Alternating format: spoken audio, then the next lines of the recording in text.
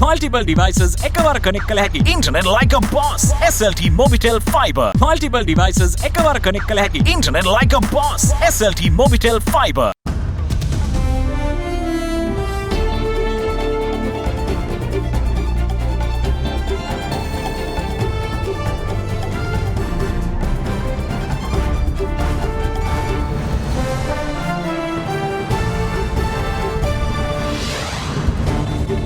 In your headlines tonight, the Calvary arrives. IMF mission team arrives in Sri Lanka. Begins bailout talks with Prime Minister to assess ways to seal deal on lending arrangement. Friends in need. Australia's Home Affairs Minister announces 50 million Australian dollars for medicine and food. Assures to help Sri Lanka within IMF framework. Towards stability.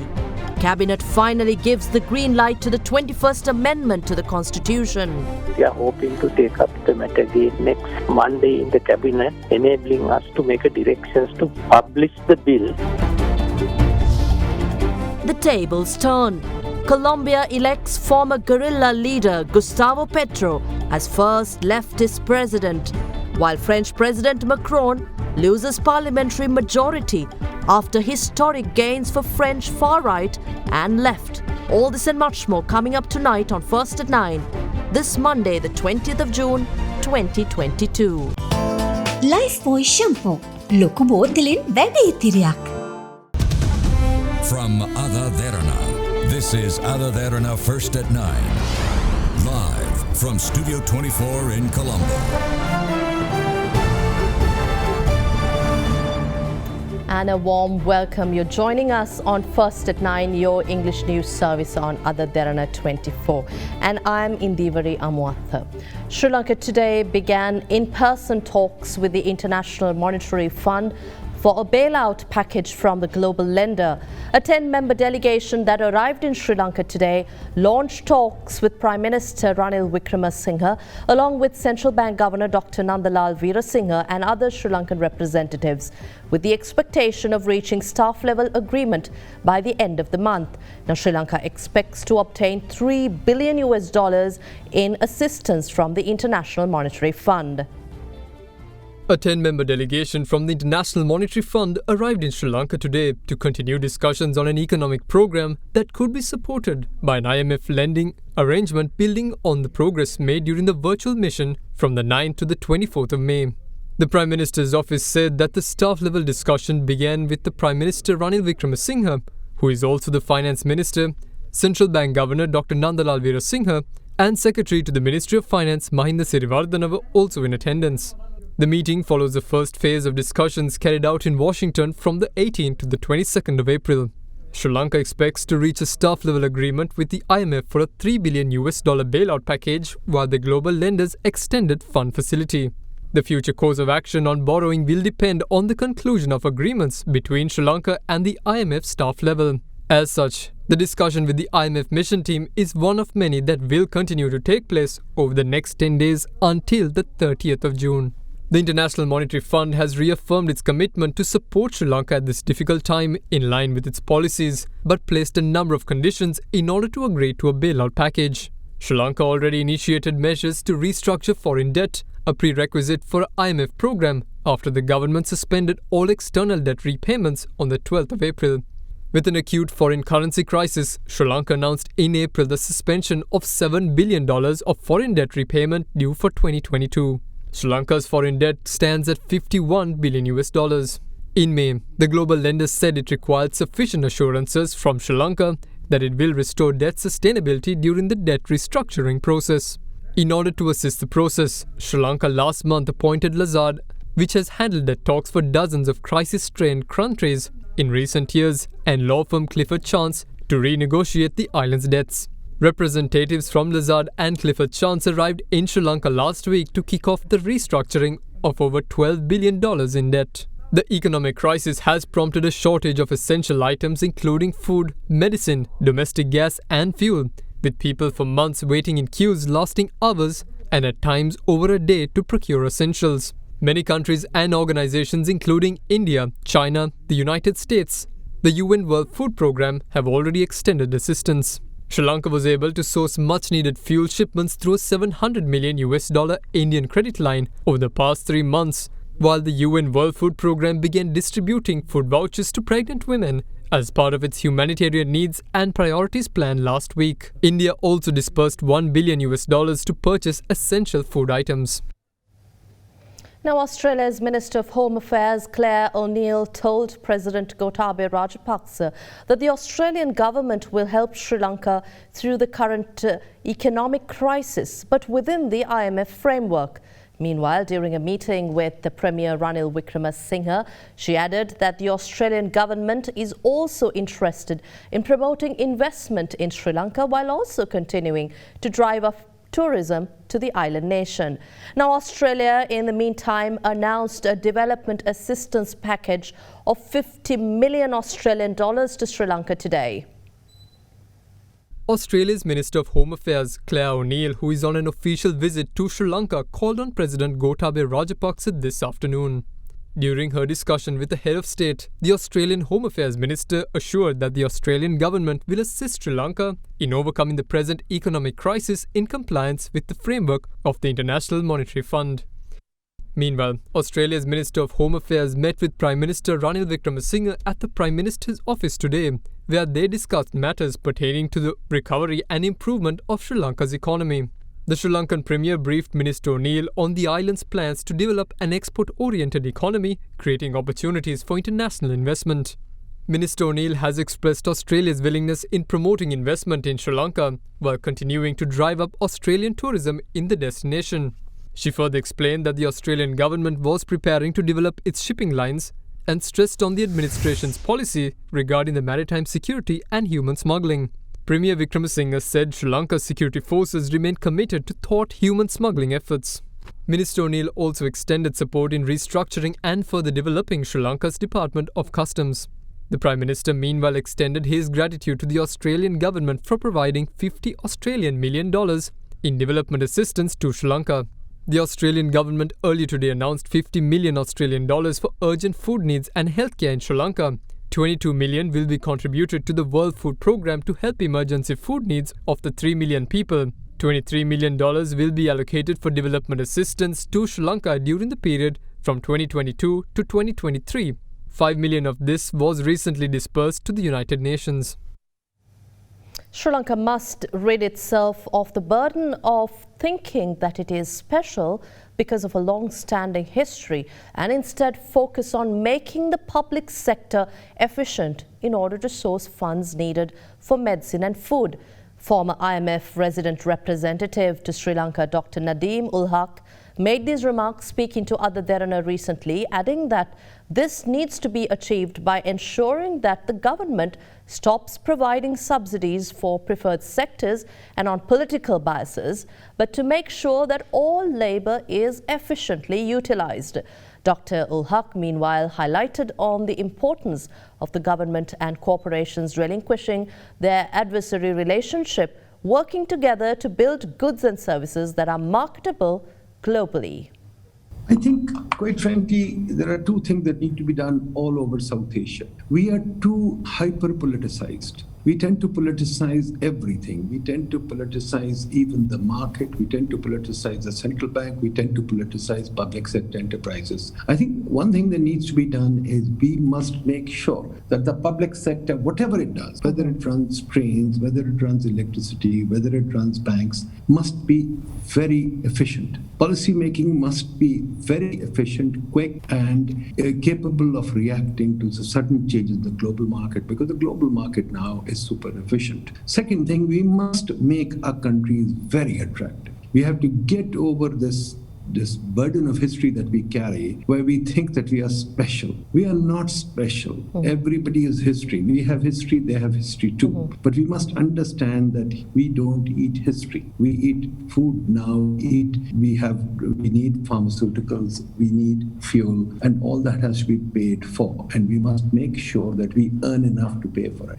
So we must make sure that efficiency prevails everywhere. This business of giving subsidies to preferred sector sectors and subsidies on a political basis because somebody has political advantages, that has to end. We must ensure that every bit of taxpayer money is efficiently used and there are no subsidies that are hanging about and that no labor is sitting there unproductively. And we must ensure that we can do things innovatively and creatively like the rest of the world. Take China, take Singapore, take Vietnam. Everybody, take Vietnam. Vietnam was nowhere in 2000. Look at where Vietnam is now. So we must ensure, and Vietnam is not that much bigger than Sri Lanka, we must ensure that we are capable of taking on challenges of the global market. Like I said, for example, Sri Lanka should have been the tea center of the world. Yet Sri Lanka, even though it produces a lot of tea and probably has fine quality tea, but the brand names of Sri Lanka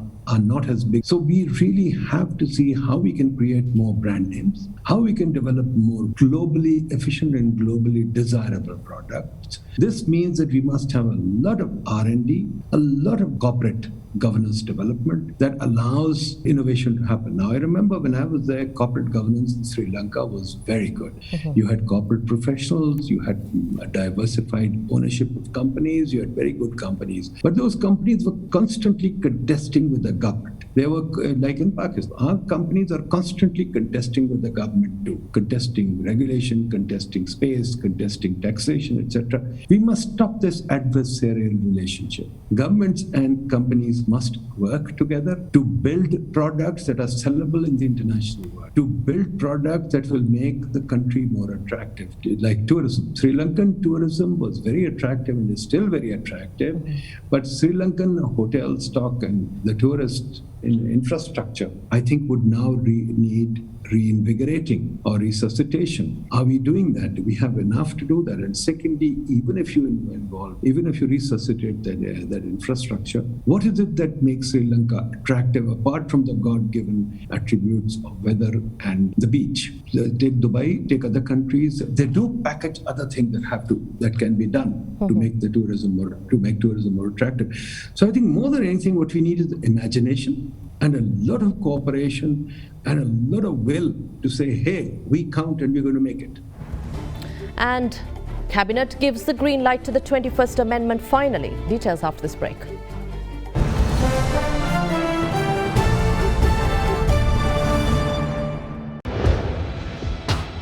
Big Three.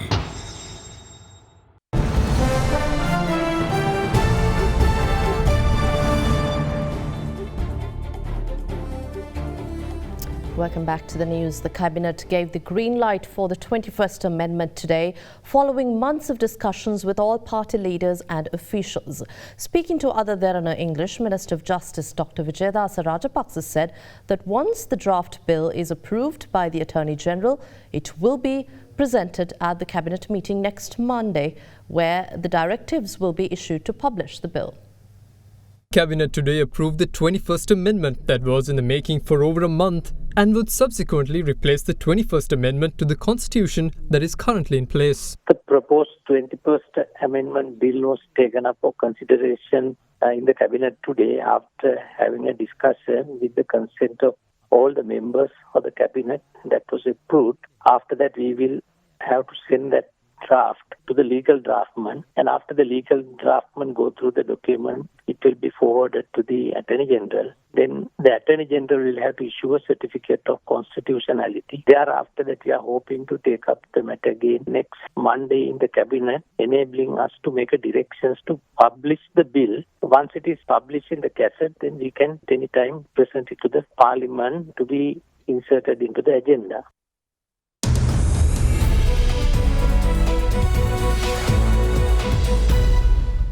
Taking you to business news. First, the Colombo bourse recorded another day of selling and closed in negative territory, losing 48 points during today's trading session. This is the fifth straight loss the bourse made and have resulted in losing more than 474 points in total. The poor sentiment prevailed during today and the past few days was mainly as a result of growing concerns regarding food and fuel shortages in the country and on implications that this will bring on to the economy and company earnings. Now, the main index, the all share price index, opened the day on a negative note and witnessed heavy selling during the first hour, losing more than 100 points.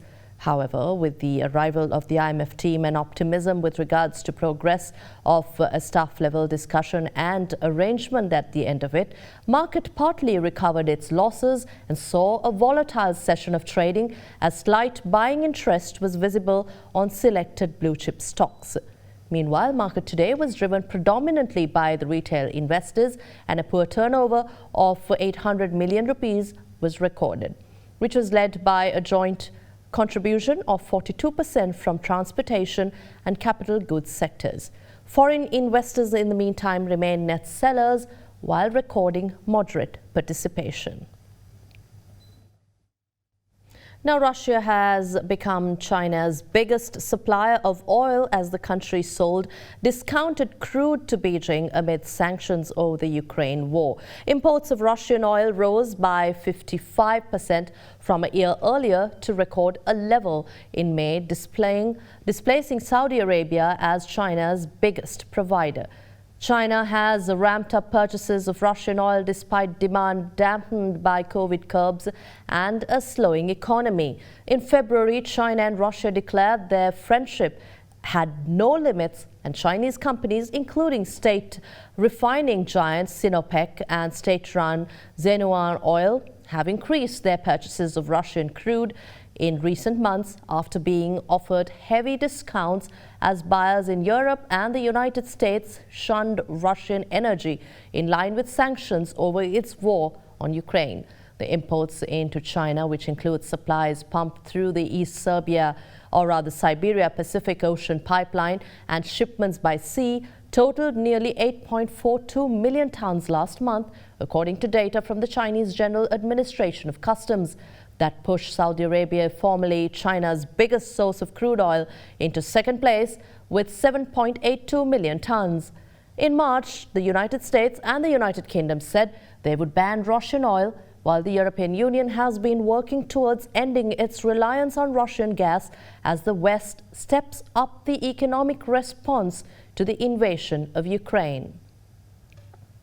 Now, the cryptocurrency industry was on edge today as Bitcoin struggled to stay above a key level, with investors fearing that problems at major crypto players could unleash a wider market shakeout. Bitcoin, the world's biggest cryptocurrency, was trading just under the symbolic level of $20,000 in early London trading hours, roughly the peak of its charge to its previous record in 2017. Bitcoin had dropped on Saturday to as low as $17,592.78, falling below the $20,000 mark for the first time since December 2020. It has lost almost 60% of its value this year and 37% this month alone in the cryptocurrencies sector.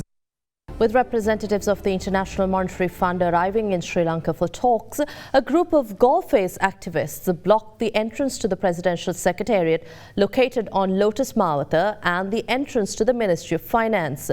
21 persons, including a Buddhist monk, were arrested and released on bail after being produced in court today. A group of Goldface protesters blocked the two entrances to the presidential secretariat down Lotus Mawatha last night and set up tents at the entrance. They remained there this morning and blocked the two entrances to the finance ministry. As a result, the officers who report for essential services in these offices and those who arrived to obtain services had been hampered. As such, the police had taken measures to arrest some of the protesters. However, suspects were granted bail later. Now, Minister Kehelia Rambukwala announced today that healthcare workers will be given fuel on every Friday. Due to the ongoing fuel crisis in the country, many health officials have not been able to report to hospitals and attend to their medical services, severely hampering daily healthcare services. In the latest move, this is expected to provide relief to the healthcare workers and ease the burden on the healthcare system of the country.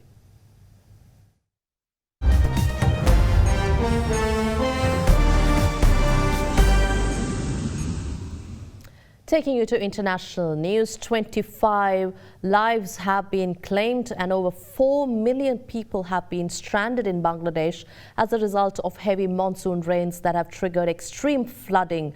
Government officials in Bangladesh report it is the worst flooding there experienced since 2004. Now, 25 people have at least been killed due to lightning and landslide incidents over the weekend in Bangladesh in the areas affected by the dangerous climate shifts. Further, police officials reported evacuation of approximately 105,000 people between millions of individuals remaining stranded or homeless in lower areas of northeastern parts of the country due to severe monsoon floods. Bangladesh's government officials state that they are experiencing the worst flooding since 2004, which is exacerbated by the massive rain runoff from the mountains of their neighboring country, India. Furthermore, the flooding is expected to worsen over the next few days as per the forecasts, and also warn the population in densely inhabited low-lying areas of Bangladesh to expect further disasters due to climate change. The army and Air Force and the police teams are reported to be conducting vigorous search and rescue operations around the affected areas. Now, French voters have denied newly re-elected centrist President Emmanuel Macron an absolute majority in parliament, limiting his hand in a second term. Macron, who won a second term in presidential elections in April, will now become the first sitting French president to not win a parliamentary majority since the 2000 electoral reform. France could be thrown into political paralysis if he fails to make alliances. Macron's centrist alliance came first in Sunday's second round of legislative elections, securing 245 out of the 577. However, it fell short of the 289-seat threshold for an absolute majority in the National Assembly, France's lower house. The left coalition, left by far-left figure, came in second with 131 seats, according to the Interior Ministry's results.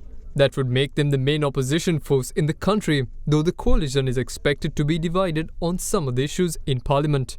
On the other end of the political spectrum, Marine Le Pen's far-right National Rally Party meanwhile won a record 89 seats, putting it in third place. Both Pen's and Mélenchon's performance are the latest indication that Macron presides over a deeply divided country, where the French public are turning to the extreme right and left to voice their dissatisfaction with the status quo. French President Emmanuel Macron now enters an unknown territory of negotiation and compromise after 5 years of undisputed control, where his coalition is expected to try and form alliances with other political parties, including reaching out to the traditional right, which came forth on Sunday. This could also mean Macron will struggle to pass his legislative agenda, including an unpopular plan to raise the retirement age, along with deeper European Union integration. A former rebel and long-time legislator won Colombia's presidential election, galvanizing voters frustrated by decades of poverty and inequality under conservative leaders. For the first time, Colombia will have a leftist president and a former guerrilla leader. Gustavo Petro, a former rebel leader and a long-time senator who has pledged to transform the country's economic system, has won Sunday's election according to preliminary results, setting the third largest nation in Latin America on a radically new path. 62-year-old Petro received more than 50% of the vote, with more than 99% counted Sunday evening. His opponent, a construction magnate who has energized the country with a scorched earth anti-corruption platform, just over 47%. Shortly after the vote, Hernandez conceded to Petro. Petro's victory reflects widespread discontent in Colombia, a country of 50 million with poverty and inequality on the rise, and widespread dissatisfaction with a lack of opportunity, issues that sent hundreds of thousands of people to demonstrate in the streets last year. The win is all the more significant because of the country's history. For decades, the government fought a brutal leftist insurgency known as the Revolutionary Armed Forces of Colombia, or FARC, with the stigma from the conflict making it difficult for a legitimate left to flourish. The FARC signed a peace deal with the government in 2016, laying down their arms and opening space for a broader political discourse. Petro had become part of a different rebel group called the M19, which demobilized in 1990 and became a political party that helped rewrite the country's constitution. That wraps up tonight's edition of First at 9, your English news service on AdaDerana 24. Thank you for watching. Have a pleasant evening. Good night.